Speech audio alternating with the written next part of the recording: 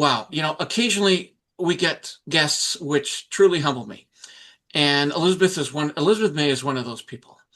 And we're out here on the West Coast. We're in Lower Vancouver Island, and we are talking to the MP for the Saanich Gulf and the Islands. And I have to say, in my yet again humble opinion, the best member of Parliament in Canada.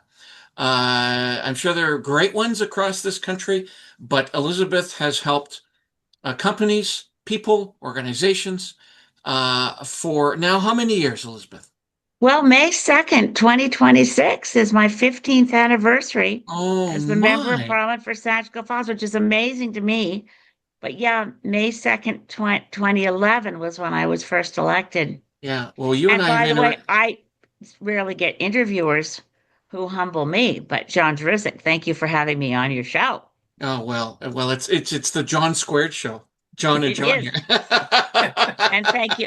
No slight on John Treleaven either. It's an honor. Thank you for having me to discuss important issues. And we certainly, and we have a lot of, well, Don't between we? the Breakfast Club and Sydney by the Sea Rotary, Rotary, yes, and the yay, trade. Rotary. So today Yeah. we're going to wear all kinds of hats, but if for these early questions, I'd like to focus around trade diversification. I chair the trade committee for the Saanich Peninsula Chamber of Commerce. John and I have both long chamber pedigree and it became evident about 14 months ago when a very, very unfortunate thing happened and the new American president was inaugurated. We walked right into a tariff war. Right. And since then, we've been trying to provide education and ways in which business can diversify their trade if it's been impacted by tariffs from the Americans. We've chatted with trade commissioners. We've chatted with operational experts. We've chatted with educational experts, a lot of folks. And we haven't chatted with a member of parliament of your esteem yet. Tell us, a lot of people think, well, Elizabeth's one member. No, no, no, no. You know what? You are a cream of the crop member. You know what's going on in Ottawa. A whole ton of money is being spent on defense spending because of a variety of reasons. We don't have to revisit that. In your opinion, how may Peninsula businesses best position themselves to benefit from what seems to be a defense spending tsunami? Tell us, Elizabeth. I think we have to position ourselves for what we are is a region that has great products and services that the world needs. So rather than try to jump on the flavor of the week stuff, which right now, defense spending and defense procurement, I believe that the threat that you quite accurately pointed out from an erratic and probably Cuckoo, somewhat I'll say it. deranged. Oh, we have the president of the United States is doing things that are against the interests of the United States. His population is increasingly realizing that. So this is not your typical trade problem, and I wouldn't characterize it in a trade box. What we need to do as a region, rather than jump on the flavor of the week, which is defense spending, is positioning ourselves as a region with great products and services that the world needs. And so there are a number of sectors here that can jump on a lot of opportunities that have to do with trade. I'd say a lot of my surprise from since Mark Carney became prime minister, which was before he actually had succeeded in electing more liberal MPs, still a minority parliament, but again, politics is weird, and he may actually get to a majority with floor crossings.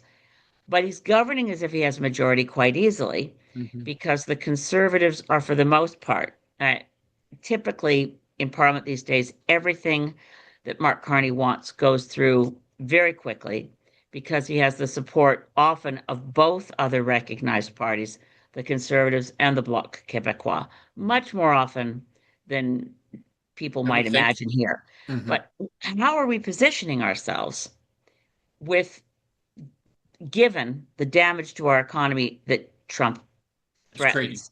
Hmm. We need to think in terms of Canada's economic sovereignty. What are we doing to defend ourselves, not just from Trump's challenges, But how do we ensure that it's Canadian businesses that are benefiting from Canadian trade and new trade relationships? One of the things that I worry about, and by the way, as leader of the Green Party, the ideas that we have and put in our platform more than any other party, we accessed the Parliamentary Budget Office. We had more of our positions in our platform from the last election, and I'm not here to campaign, but just so people know, they're all still on the Parliamentary Budget Officer's website. They were analyzed, and we brought down the deficit more than any other party, which is kind of interesting because people Yeah. don't think that's what the Green Party does, but we did actually, on PBO analysis, produced a much lower deficit than the Conservatives or the Liberals or obviously the NDP, whatever. But we did that. We put forward some really good ideas to increase revenue to the government of Canada. The PBO analysts said, wow, they went back and redid their numbers because they were so surprised that a 0.2% financial transaction tax, in other words, charging 20 a $2 tax on every $100 in stock market transactions or currency transactions, not going to your bank to pay a bill, but just Yeah. stock market financial transaction tax it was a Nobel laureate in economics, James Tobin, who invented it. And it's usually James Tobin presented it as an international tax that the International Monetary Fund could collect. But just to give one example, Parliamentary Budget Office said this is great because this is looking at a lot of revenue coming in, but it doesn't pinch the pocketbook of the average Canadian because Yes. stock transactions, I mean, if you're charging 20 cents on every $100, you're not breaking the bank on the average Canadian. Yeah. You're into the billionaire class before people even feel the pinch at all. So we're serious about bottom line issues. I wasn't happy at all that the Prime Minister, Mark Carney's first budget was a $78 billion deficit. I find that astonishing, but never mind. I'm also concerned. Another one of the ideas that we put forward was strategic reserves of Canadian natural resources, Mhm. so that the products we produce that that Trump is putting brutal tariffs on things like Canadian aluminum. How do we protect our aluminum producers? How do we protect our softwood lumber? And we costed this all out. It was amazing to look at it. We only sell $15 billion worth of Canadian aluminum into the US market. We could, and we, as again, we went through crunching the numbers of Parliamentary Budget Office. Why don't we buy that $15 billion worth of aluminum from Canadian producers of aluminum, put it in a strategic reserve? So people in the US who want Canadian aluminum can no longer buy it. Then we got it. Mhm. And we're not trading it with countries that are hostile to our interests.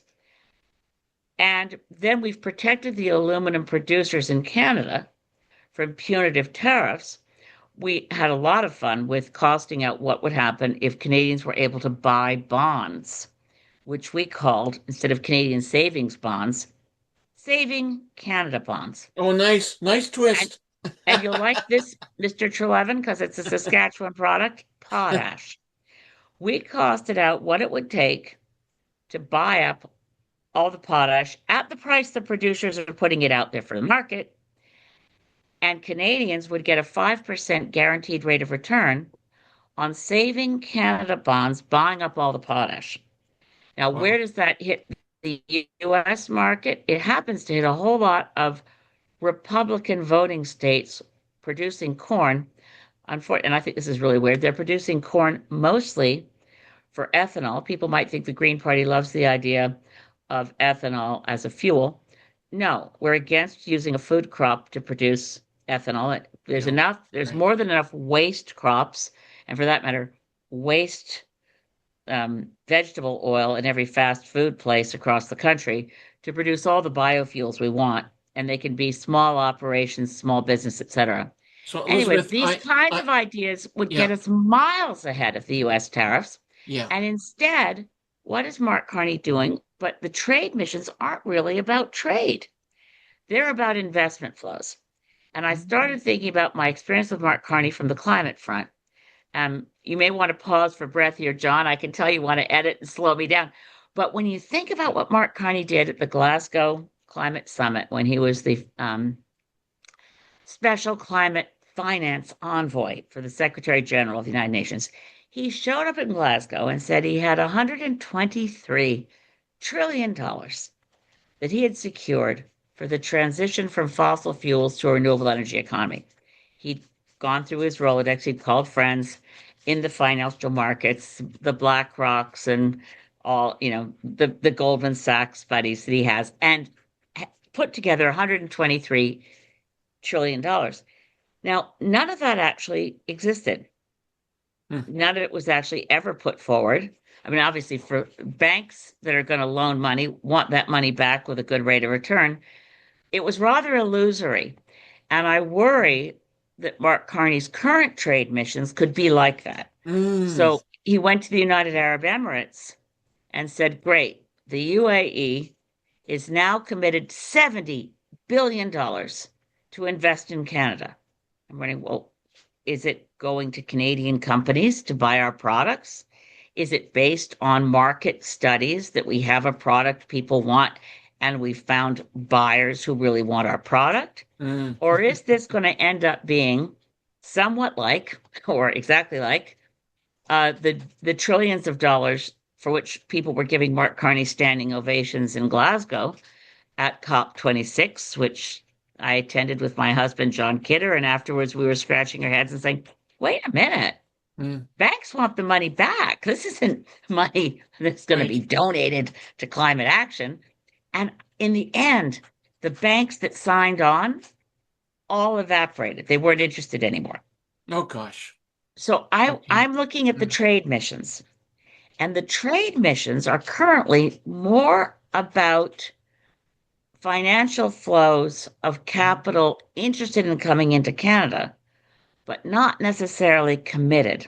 And it's a long distance from what I want, which is Canada first. I want to get our Canada pension plan dollars out of where they are now. Over $80 billion, that is our pension plan dollars, are now invested by the Canada Pension Board, Canada Pension Board Investment, the Canada Pension Plan Investment Board, under the Canadian Pension Plan Investment Board Act, where the only criterion, only one, is maximizing return on investment, which is why most of the $80 billion, they're playing the market. And most of the money from our pension plan is invested outside of Canada. And it's not even a relevant consideration for the Canadian Pension Plan Investment Board to ask, how does this benefit Canadian businesses? Oh, man. How does this benefit the well-being of Canadians or the Canadian economy? They've put money, but not frequently. They make pretty good bets usually, but they're not bets inside Canada. There's more money invested in the US. They spent a lot of money on a government-run long-term care home in France, a corporation that was rife with scandal. Eventually, Canadians lost money on that bet. We even had the Canadian Pension Plan Investment Board had seats on the board of this corrupt French company that was ultimately found guilty of fraud. Even the due diligence to monitor how that operation was being run. So I think Canada first is the number one thing we need to see, and we're not seeing it. Right. John Treleaven, go ahead. Elizabeth, how serious is the situation facing this country today compared to 2 years ago? Generally. Well, the number one concern I'd have right now is the global economic instability created by Trump and Netanyahu bombing Iran. And I don't understand how they didn't they did realize, they were warned and briefed that if you back a brutal theocracy like the Iranian government into a corner and they're fighting for their survival, one of the things they're 100% going to do is make the Strait of Hormuz impassable and punish the countries that have sided with the U.S. traditionally, the Gulf states. So the damage to I mean, it's Going to be Dubai, demonstrably worse than Qatar. when he started fighting, isn't it? Yeah. Well, I mean, so the economic prospects, and I listened to Tiff Macklem, our current governor of the Bank of Canada. They're taking it sort of a quarter at a time to figure out what are we going to do with interest rates. How precarious is our position? Obviously, for inflationary trends, the short-term spike, and who knows if it's short-term or long-term, depends on how long the Strait of Hormuz is impassable. Uh, the impact on in the pinching the pocketbooks of Canadians. I mean, the idea that the consumer carbon tax had impact on gas prices wasn't based on evidence, but we are absolutely certain that the impact on gas prices is very much affected by the Strait of Hormuz being closed. Yeah. Which And challenges one of Trump's underlying assumptions that the world is flat and that he can control everything. yeah, He said that. yeah, he's a mercantilist. He doesn't understand. I mean, his business background is in real estate. Yeah. His concept of of economics is, I mean, he doesn't understand global trade. He's pretty much wrecked the World Trade Organization.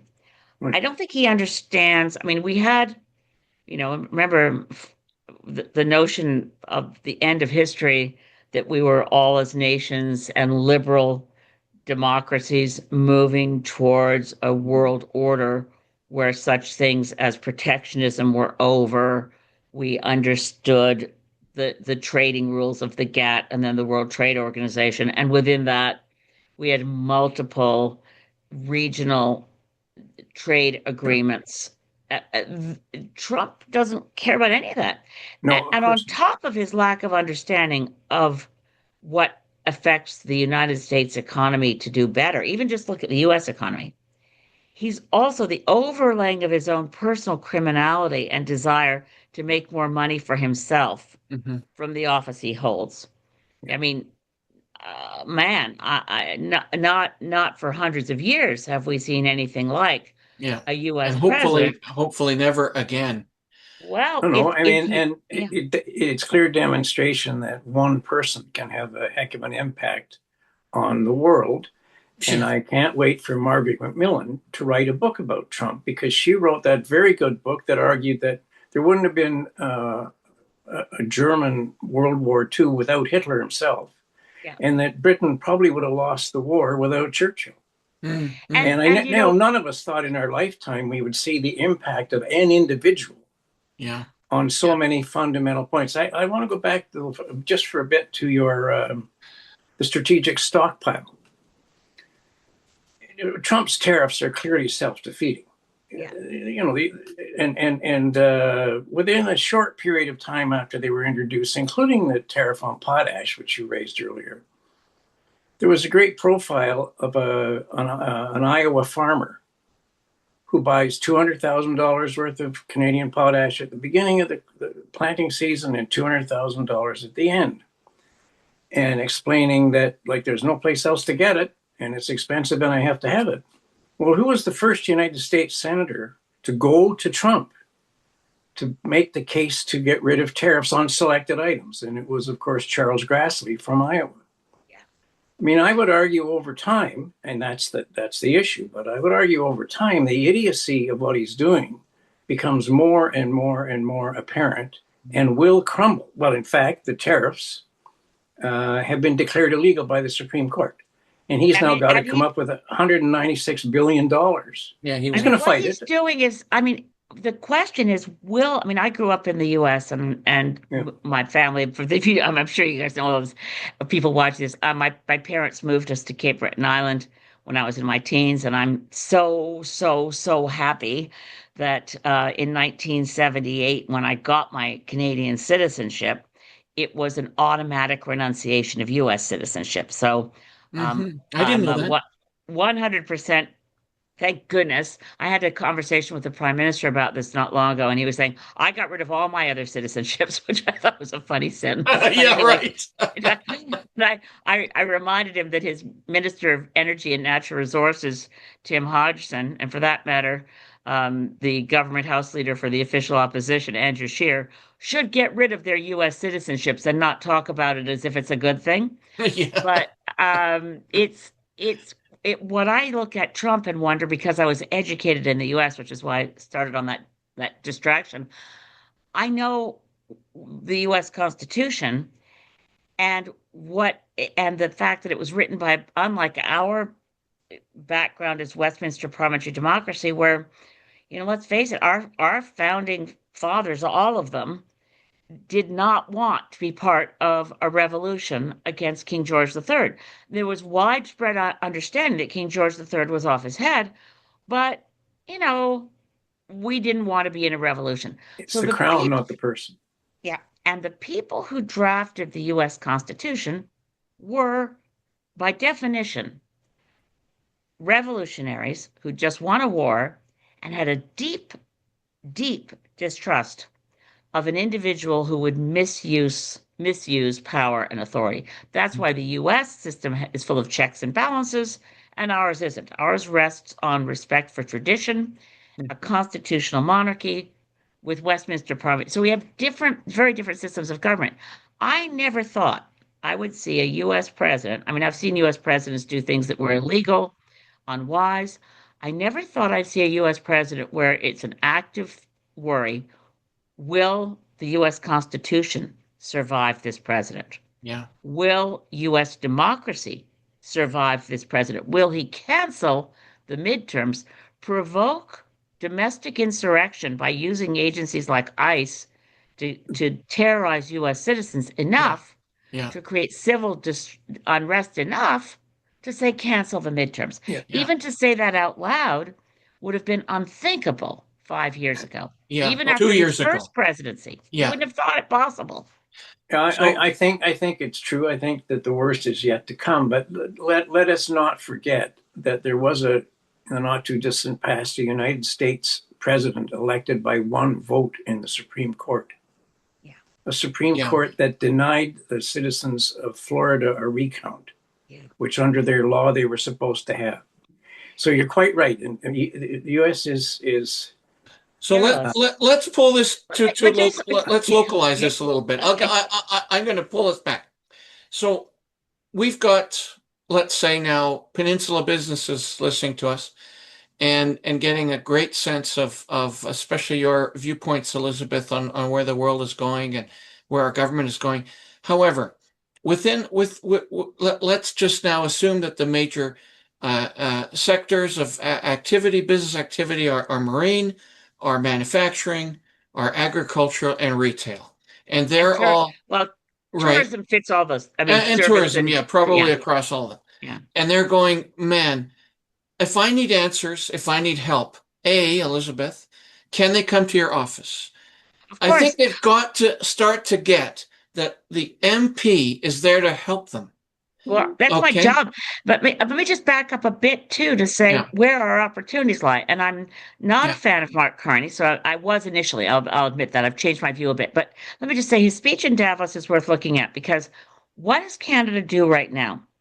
And I don't want Canadian businesses or business people watching this broadcast to think that all is lost. The one thing I would have edited in Mark Carney's speech at Davos was, instead of just saying we do business with middle powers, we don't bow to the hegemon. That was the word he used, and I thought that was very clever, because I figured it would take Donald Trump at least a week to find out what hegemon meant and take offense. But anyway, he said the one thing I would have edited, he said middle powers can work together, not allow the bully to divide and conquer, not try to get on the best side of the bully to get the best deal for us. If he had, instead of said middle powers, said democracies with a shared commitment to human rights, I would feel better about it. But the reality is, Canadian economic sectors and southern Vancouver Island economic sectors need to do the same thing in doing the relationship building with our sectors that are strong. So we already have a great example of the federal government of Canada blowing it, but the European Union doing well. When you look at de Havilland and our very excellent, partly built in Sydney, partly built in Calgary, the best water bombers you can buy if you're trying to get at the early stages of a forest fire. Unfortunately, tragically, because of the climate crisis. This is a growth area. Many of us as MPs tried to get the last government under Justin Trudeau to get this government to see we need to buy water bombers. Mm. The European Union put in an order way ahead of us. Canada, in our last budget, the 2025 budget, proposes leasing 4 water bombers with money to lease 4 water bombers. But there's an area where our manufacturing sector, which was Viking Air and now is going under de Havilland, has the best in the world, and people want it. They're beating a path to our door.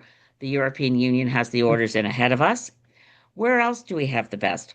And I belong to, there's, by the way, members of parliament can self-identify and join various caucuses. We have a Marine caucus right now working on issues where across party lines and across different areas, regions of Canada, we're looking at issues around promoting our marine sectors and dealing with marine pollution issues as well too.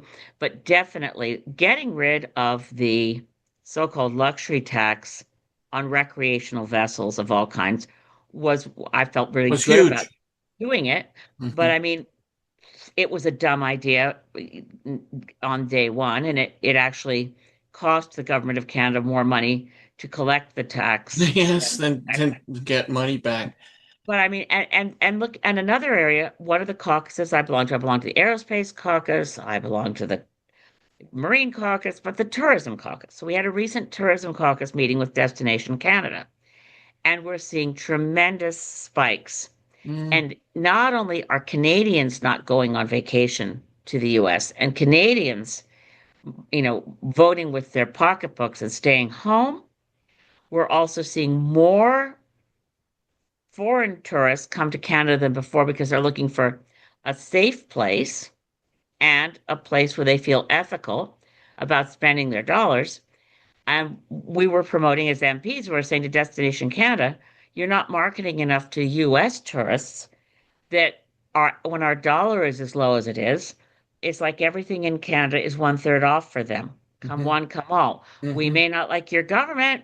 We don't. What we love you. So our tourism sector can take off. We certainly need, and unfortunately, it was cut in the 2025 budget. So I'm trying to gather up other MPs to join with me. But the money that used to be available to expand convention center investments, there was an infrastructure fund to expand convention centers. For sure, we know that Victoria and all of us as a region could attract more convention business. Yes, if we had a newer, bigger convention center on yeah. We interviewed Danny Warner, the ED of the Mary Winspear Center, right in the middle of Sydney. Yeah. And we're really amazed at how successful that center is. Elizabeth, anything you can do to bring more money or opportunities to our region in all of these sectors would be very welcome, as you know.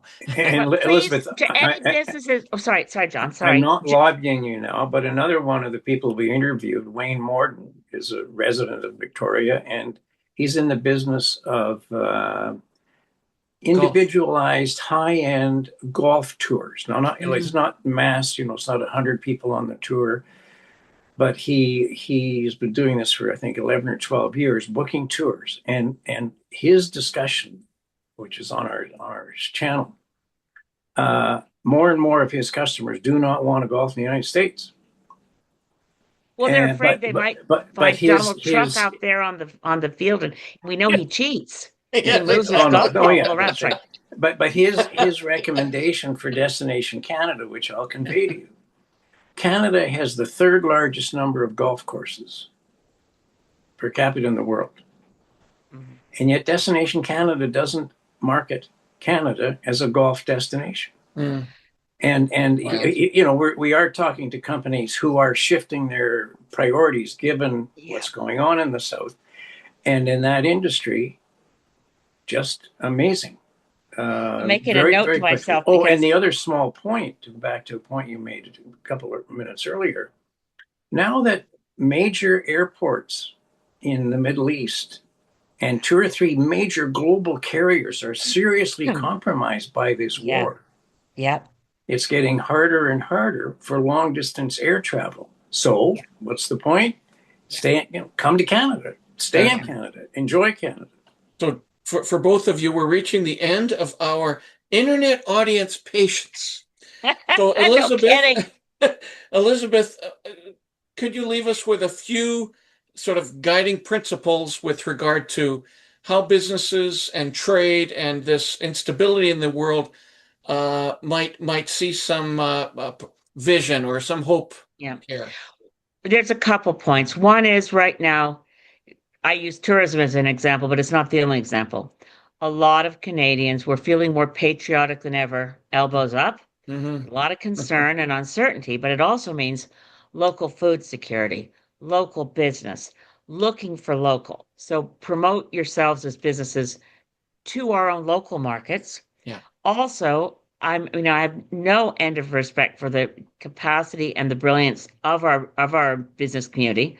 You look at Destination Victoria, someone as really strategic as Paul Nursey, or looking at how our businesses locally. We can promote ourselves to a world market, but we need to make those links too with other trade missions and other governments, and make sure that we encourage our own government not just to market Canada as a place to send dollars, because when foreign direct investment goes up quite often, and we experienced this at the Halloween decision of 2006 when Stephen Harper decided to start taxing investment trusts. That was a mistake, because what happened was we saw, well, a lot of people lost their savings, but it also led to a lot of mostly US companies buying up smaller Canadian companies. We don't want to see a sell-off of our own capacity to foreign ownership. We want to build Canadian companies, and we want them to have access to the capital they need to expand. That means fixing this pension plan thing that I mentioned. That's just one small example. But making the linkages through good trade and market research to know that our products are going to where people want to buy them, because we have a strong reputation around the world already. Build on that reputation as an island of sanity in the world that wants to do business with Japan, wants to do business with South Korea. We already have trade deals with most of the markets where we want to go, but it's the relationship building that matters. And to connect anybody watching this, if you think, it is my job to help the constituents and the businesses within Saanich Gulf Islands. So yes, if you want to make sure you're in touch with Minister Sidu, our Minister of Trade, or you want to get something through to the Minister of Finance, or whatever, I hand deliver, and I bug people in Parliament. It's the best part. You are What's the amazing advantage at of being that. a member of Parliament? I'm in the room Yes. with all of them. Yes. And I regularly, if anybody comes to Ottawa and you want to go to question period, what people often mention to me after watching question period is, what were you doing? We saw you darting all around the room. Well, I'm usually hand delivering a letter on behalf of a business or a constituent organization or something to say, this needs fixing. I'm really concerned about our community colleges right now with the erratic up and down and lack of warning around international students. They made places like Camosun and Vancouver Island University dependent on international students for funding, and then pulled the rug out from under them. Yes. Better consultation is always good, but tell me directly what you need. If liquid metal and if Phil Brooks, if they hadn't come to me and said, we hate this Mhm. luxury sales tax, I'm not sure I could have getting Yeah. rid of it started with them telling me, please get rid of this. Yeah. Yeah. You're amazing. John Treleaven, last words.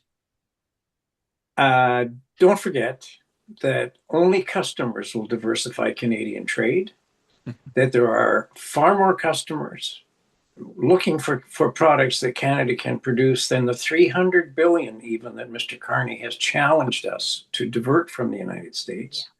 Yeah. And John hears me all the time.